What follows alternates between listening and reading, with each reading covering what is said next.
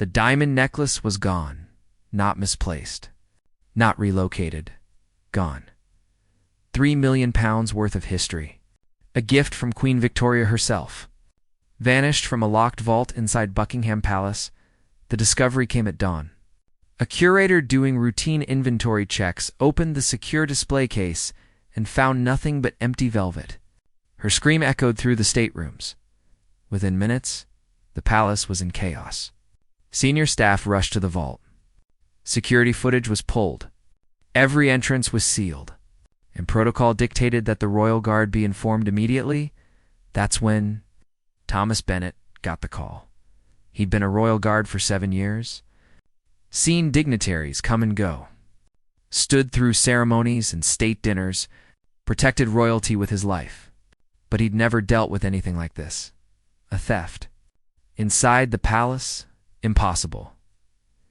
Thomas stood in the vault room now, his red uniform crisp, his bearskin hat under his arm.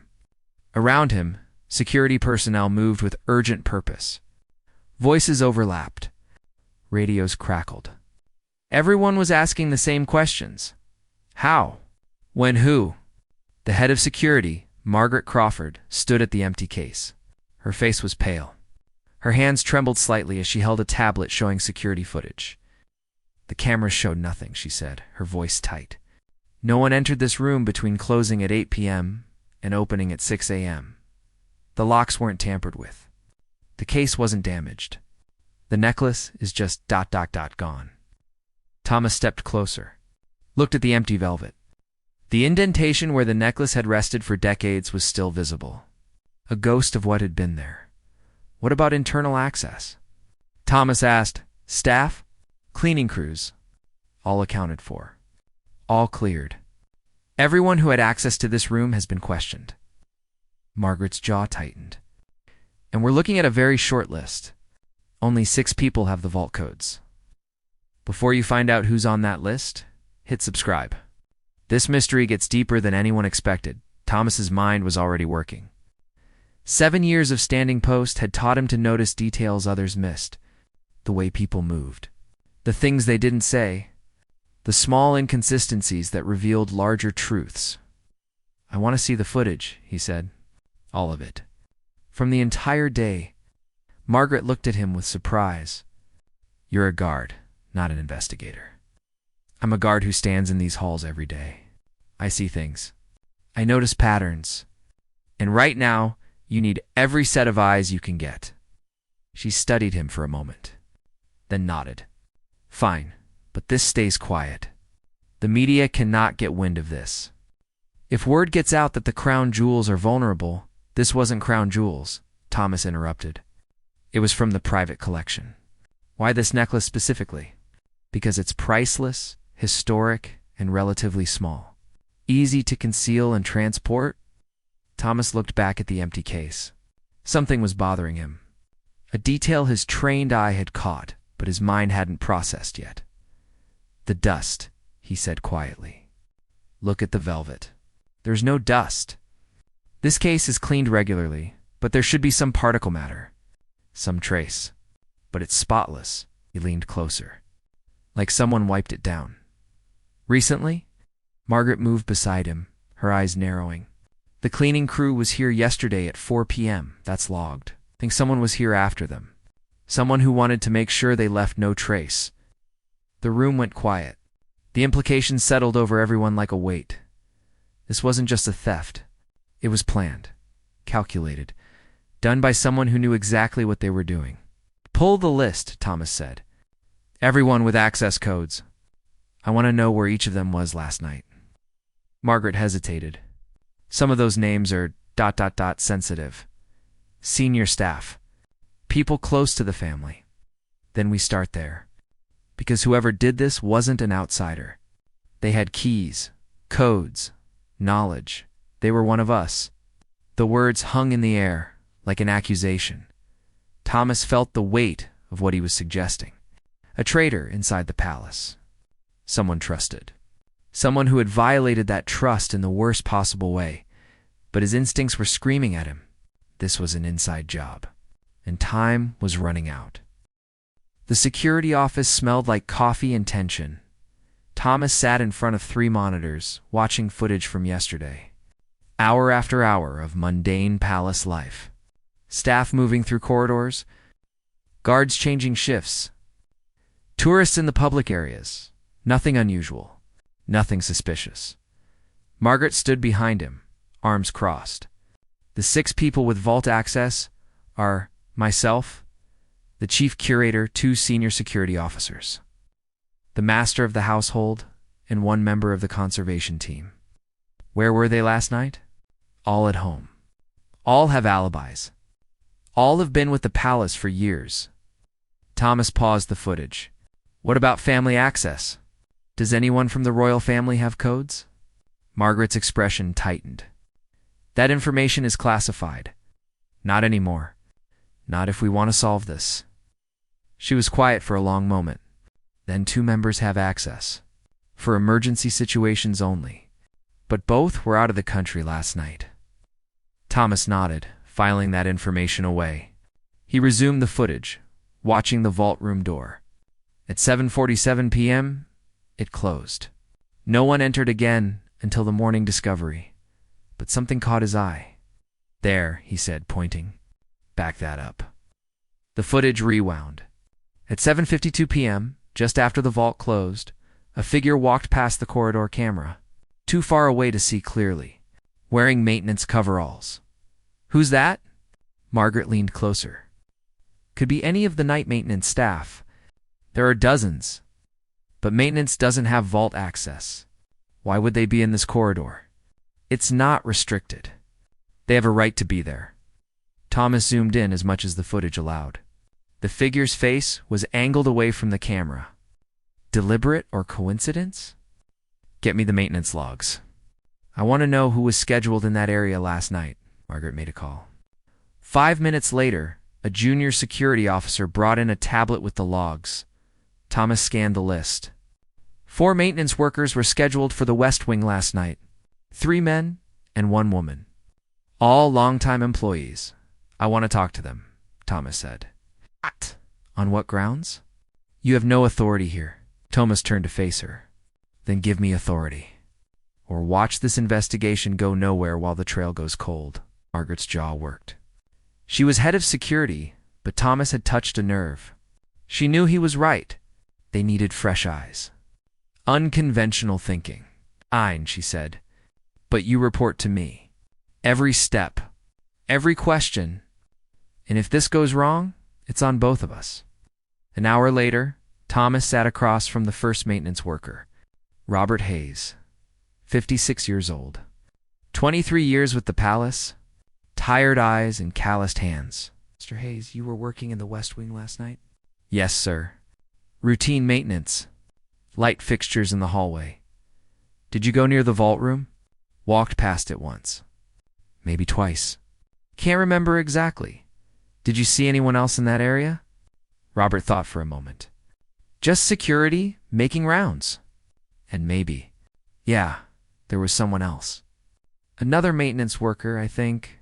Didn't recognize them. Thomas leaned forward. You didn't recognize them?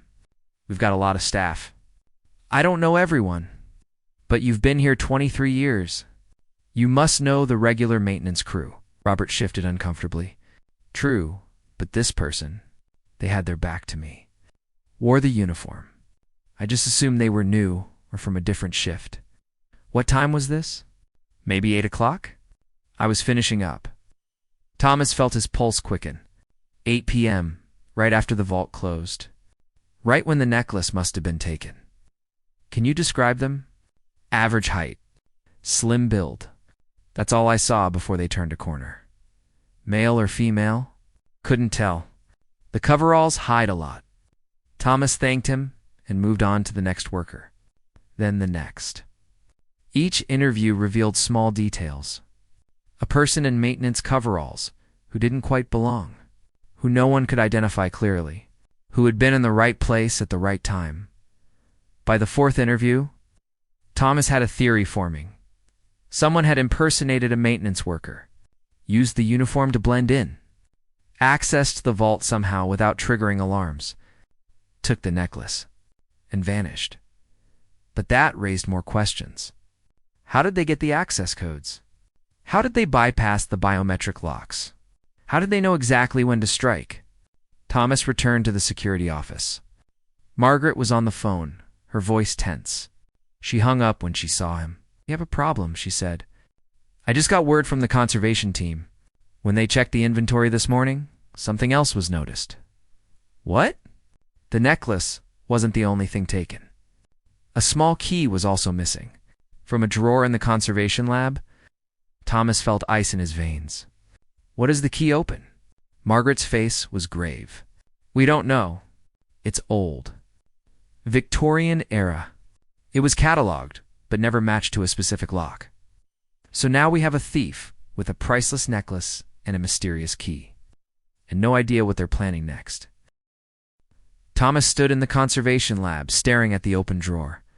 The key had been small, brass, old enough to have patina. It had sat in this drawer for years, catalogued, but forgotten. Just another artifact in a palace full of history, until someone decided it mattered.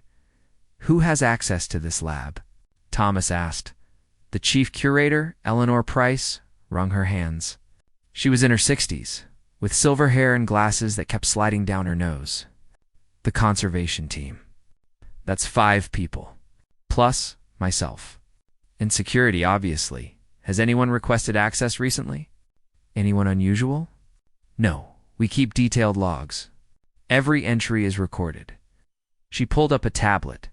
"The last person in here besides the conservation team was..." "Oh, what?" Eleanor's face had gone pale. 3 days ago. Someone from the master's office requested access. Said they needed to review inventory records for an upcoming exhibition." "Who?" "It just says master's office. Not a specific name. But they had proper clearance. I supervised the visit myself." Thomas felt a chill. "Describe them." "Young. Late 20s, perhaps. Professional. They wore business attire. Had an ID badge. Asked intelligent questions about the Victorian collection." "Male or female?" "Female. Short, dark hair. Very efficient." "She was only here for 30 minutes. And you didn't think to verify the request?" Eleanor looked defensive. "The authorization came through proper channels. The ID was valid. I had no reason to question it." Thomas pulled out his phone and called Margaret. "I need you to check something. 3 days ago, did anyone from the master of the household's office request access to the conservation lab?" He waited, hearing keyboard clicks on the other end. "No," Margaret said finally. "There's no record of any such request. But Thomas, if someone forged that authorization, then they've been planning this for at least 3 days. They came in, studied the layout, found the key, and came back later to execute the theft." Thomas hung up and looked at Eleanor. "I need security footage from 3 days ago. Every camera that would have caught this woman." 20 minutes later, Thomas was back in the security office reviewing footage. He found the woman easily. She arrived at 2:15 p.m., showed her ID to the entrance guard, walked confidently through the corridors. But something was wrong. Thomas zoomed in on her face. It was partially obscured by the angle. When she turned toward cameras, she seemed to know exactly where they were, always keeping her face just out of clear view. "She knew where the cameras were," Thomas muttered. "She planned her angles." He followed her path through different camera feeds. She went to the conservation lab. Stayed 30 minutes. Left. But before leaving the palace, she took a detour. Through a service corridor. Past storage rooms. And then she vanished. "What?" Thomas rewound the footage. The woman walked down the corridor and simply disappeared. One camera showed her walking. The next camera, 10 feet away, didn't pick her up at all. "There's a blind spot," Margaret said, looking over his shoulder. "We've known about it. It's on the list to fix, but with budget constraints." "Where does that corridor lead?" "Service exit. Staff entrance. Several storage rooms. It's a busy area." Thomas studied the blind spot. She changed clothes. Had to. She walked in wearing business attire. but she could have changed in the blind spot and walked out as someone else. Maybe even in maintenance coveralls. You think she's staff? I think she knows the palace likes staff, but that doesn't mean she works here. Thomas spent the next 2 hours reviewing every piece of footage from the service corridor over the past week, looking for patterns, unusual movements. Anyone who showed up regularly but didn't quite fit, and then he found it, a maintenance worker. Appeared in footage 4 times over the past 2 weeks, always in the same corridor, always near the same storage room, but never actually working. Just ... present. Thomas zoomed in on one clear shot. The face was different from the businesswoman. Different hair color, different features. But something about the posture was similar. The way they moved. It's the same person, Thomas said. I'm sure of it. How can you tell? The walk. See how they favor their left side slightly? It's subtle, but it's there in both videos. They're the same height, same build, same person in different disguises. Margaret stared at the screens. So we're looking for someone who can change their appearance. Who knows the palace layout?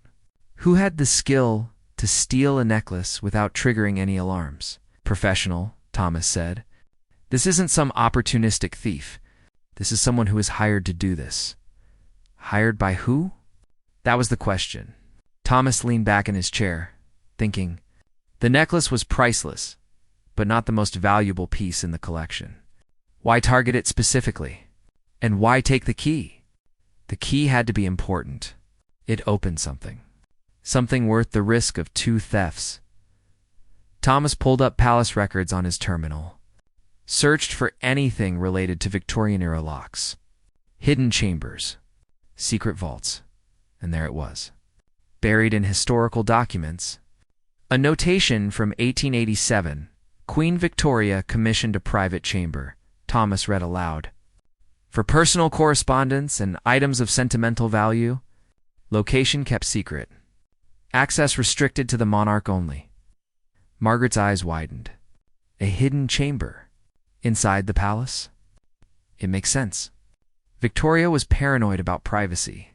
She would have wanted a place where no one could reach her private things.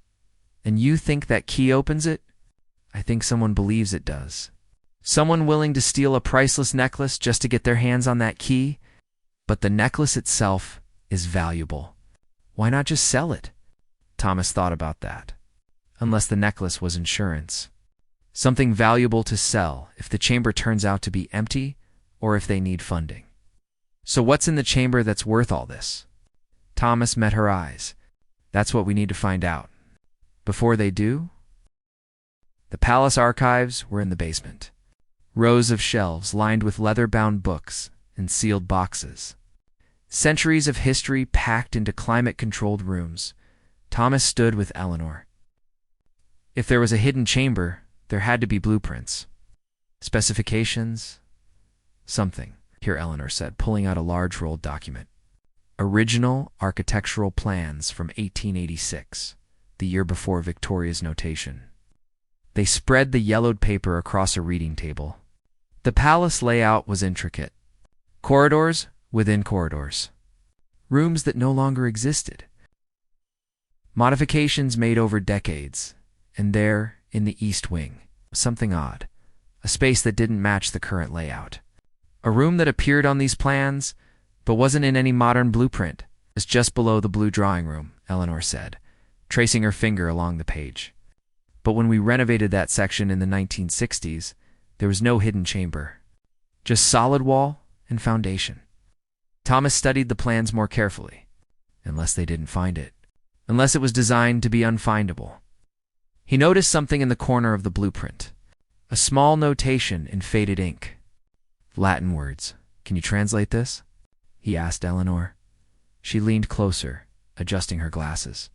It says, Veritas occulta est. Truth is hidden. That's not just a notation. It's a clue. Thomas pulled out his phone and took photos of the blueprint. Then he and Eleanor searched for any other documents related to that section of the palace. They found construction invoices, supply lists, and one letter. A letter from Victoria's private secretary to the master builder. dated March 1887. Eleanor read it aloud. Her Majesty requires the utmost discretion regarding the chamber project. Access must be concealed.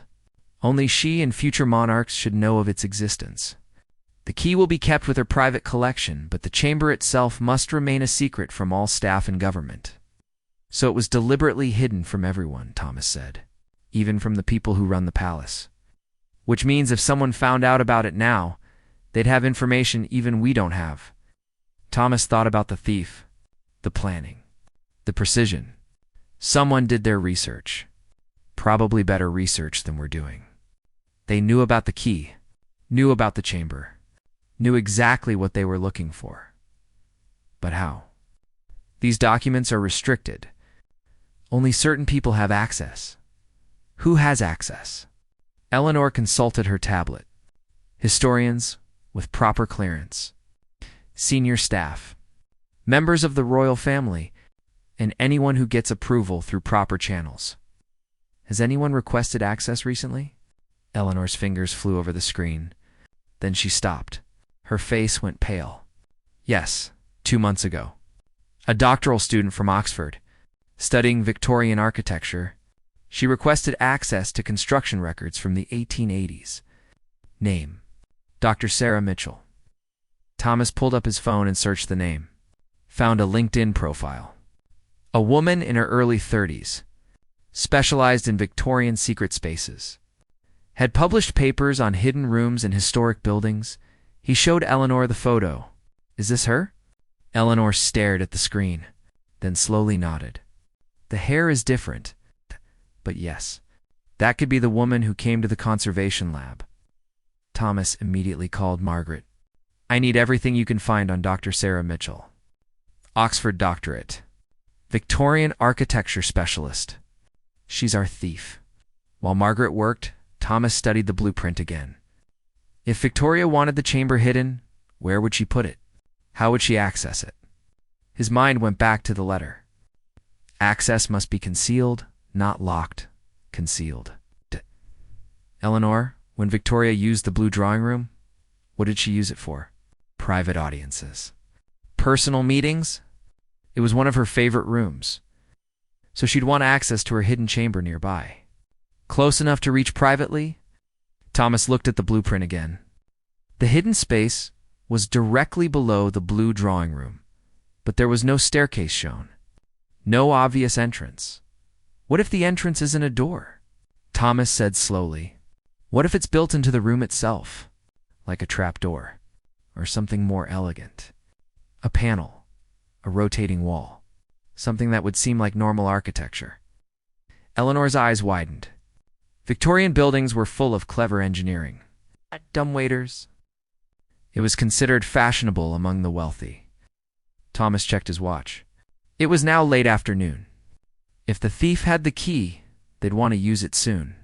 Before the investigation closed in, we need to search the blue drawing room, Thomas said. Now, they rushed upstairs. The blue drawing room was empty, cordoned off due to the theft investigation. Thomas and Eleanor entered, looking at the ornate space with new eyes. Silk wallpaper, crystal chandeliers, portraits of long-dead royals, and everywhere intricate wood paneling. Where do we even start? Eleanor asked. Thomas walked slowly around the room, studying the panels, looking for seams, irregularities, anything that might indicate a hidden mechanism. Then he saw at one panel. Near the fireplace had a slightly different grain pattern, so subtle that unless you were looking for it, you'd never notice. He ran his fingers along the wood, felt for triggers, pressed gently on different spots. Nothing happened. The key, Eleanor said suddenly. We're thinking about it wrong. The key isn't for the chamber. It's for the entrance mechanism. Thomas looked at the panel again. And there at eye level, almost invisible in the carved design, was a small keyhole, disguised as part of the decorative pattern. That's it, he breathed. That's the entrance. His phone rang. Margaret. Found her, Margaret said, her voice urgent. Dr. Sarah Mitchell. She's registered at a hotel 3 blocks from the palace. But Thomas, she checked out an hour ago. Did she leave London? No, Her car is still parked at the hotel. Security footage shows her leaving on foot. Carrying a briefcase and wearing maintenance coveralls, Thomas felt his blood run cold. She's coming back. She's coming back for the chamber. Thomas didn't wait for backup. He positioned himself in the blue drawing room, hidden behind a curtain. Eleanor had been evacuated. Security was quietly sealing exits. But Thomas knew the thief would find a way in. She'd done it twice already. The room was dark except for moonlight filtering through tall windows. Every sound seemed amplified. The tick of an antique clock, the settling of old wood, his own breathing. Thomas checked his watch. 11:47 p.m. If Sarah Mitchell was coming, it would be now. Deep night. When guards were fewer, when attention drifted, minutes passed like hours. Then he heard it. The soft scrape of a door opening, not the main entrance. A service entrance. Footsteps in the corridor beyond. Thomas pressed himself. Further into the shadows, watched the door to the blue drawing room opened slowly. A figure slipped inside. Slim, dressed in dark clothes. Moving with practiced silence, Sarah Mitchell. She didn't turn on lights, just used a small pen light to navigate. Headed straight for the fireplace, straight for the hidden panel. She knew exactly where it was. Thomas watched as she pulled out the brass key, inserted it into the nearly invisible keyhole. Turned it, there was a soft click. Then a sound like releasing air pressure. The panel swung inward, revealing darkness beyond. Sarah pulled out a larger flashlight, started to step through. "Stop right there," Thomas said, stepping out from the shadows. Sarah spun around. Her face was calm, like she'd expected this. "Guard Bennett," she said. Her voice was educated, controlled. "I wondered when you'd figure it out. It's over. Security is outside. You're trapped, am I?" She smiled slightly. "Did you know what's in this chamber?" "Doesn't matter. You stole palace property. That's enough. Stole a necklace and a key. Both can be returned. But what's in here?" She gestured to the dark opening. "This changes everything." Thomas moved closer. "Then tell me. What's so important you'd throw away your career? Your freedom?" Sarah's expression shifted. Something like passion flickered across her face. Queen Victoria's private letters. Her real diary. Not the edited version that was published. The raw truth about her reign. Her decisions. Her secrets. Letters aren't worth this. These ones are. They detail conversations with ministers. Decisions about colonial policy. Things the government covered up. Things that would rewrite history books. Thomas felt a chill. So this isn't about money. It's about exposure. It's about truth. Victoria wanted these preserved but hidden. She knew they were too dangerous to destroy, but too inflammatory to release. So she locked them away, hoping someone someday would find them. Someone like you. Someone who would have the courage to make them public. Sarah's eyes gleamed in the moonlight. The monarchy has survived by controlling its narrative, by hiding its mistakes. These letters would force accountability, or they'd cause chaos. Hurt living people. Damage international relations. The truth can't hurt as much as lies. Sarah took a step toward the chamber entrance. "I'm going in. You can't stop me without knowing what you're protecting." Thomas's hand moved to his radio. One call, and this would be over. Security would flood in. Sarah would be arrested. But something made him hesitate. What if she was right? What if there were truths in that chamber that deserved to see light? "Let me go in with you," Thomas said. Sarah looked surprised. "Because if what you're saying is true, someone should witness it. Someone who represents the institution you're trying to expose. And if you're wrong, if this is just about stealing historical artifacts for profit, I'll know." She studied him for a long moment, then nodded. "Fine, but we need to be quick. Your security won't wait forever." They stepped through the panel together. A narrow stone staircase descended into darkness. The air was stale. Untouched for over a century, the stairs led to a small chamber, perhaps 10 feet by 12 feet. stone walls, a single wooden desk, and along the walls metal shelves lined with leather-bound journals and boxes. Sarah's flashlight swept across them. "My God," she whispered. "It's all here." Thomas moved to the desk, found a journal lying open, as if Victoria had just stepped away. The handwriting was elegant, but urgent. He read the first entry his light fell upon. February 14th, 1888. The ministers insist the public must not know the extent of the famine. They say panic would threaten the empire. But how many must die for the sake of appearance? I am queen, yet I am powerless to speak truth. Thomas felt his stomach turn.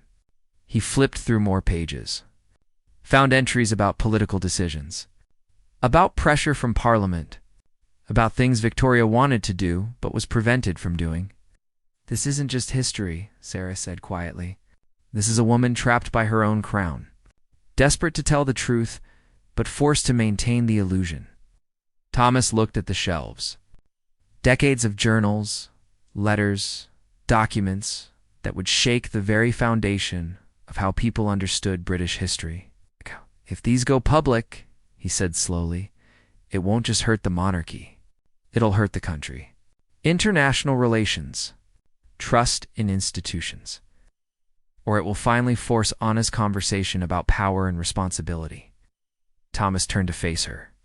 "Is that what you really want? Or do you just want to be the person who brought it all down?" The question hung between them.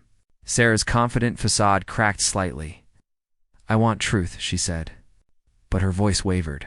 "Truth without context is just chaos," Thomas replied. "These letters need to be handled carefully, by historians, by people who understand implications. People who will bury them again, you mean? People who will release them responsibly? When the time is right? Not stolen in the night by someone with an agenda?" Sarah was quiet. Her hand rested on one of the journals. The silence in the chamber felt heavy with history. Sarah's hand trembled slightly on the journal. Thomas could see the conflict in her face, the idealism warring with reality. "I spent 2 years researching this," she said quietly. 2 years following breadcrumbs through archives, learning about Victoria's secret spaces, the patterns in her correspondence. "I knew this chamber existed. I knew it held something important. You decided to steal your way to it.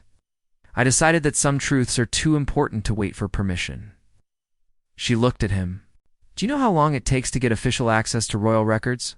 Years, decades, and even then, the sensitive material stays locked away forever, because releasing it irresponsibly could cause harm, or because it's inconvenient for the people in power."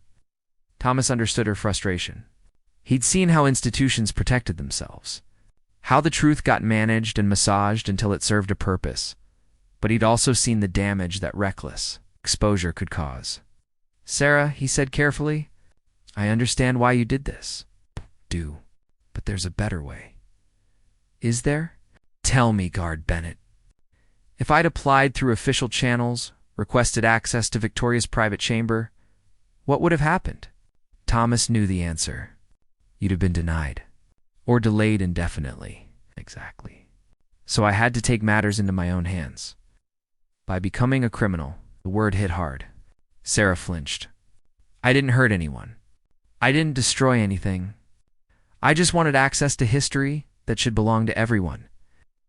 And the necklace? That was just collateral damage?" She had the grace to look ashamed. "I needed funding, equipment, access. The necklace was insurance, something I could sell if things went wrong. But I planned to return it once I'd copied the documents. Planned to. Not definitely would." Sarah was quiet. Thomas made a decision. He pulled out his radio. "This is Bennett. I found her. Blue drawing room. We're in a hidden chamber. You'll want to see this." Sarah's face went pale. "What are you doing?" "What should have been done from the start.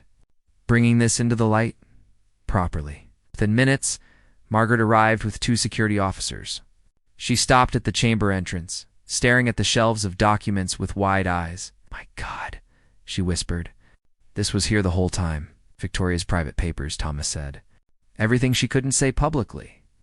Everything she wanted preserved but hidden." Margaret looked at Sarah.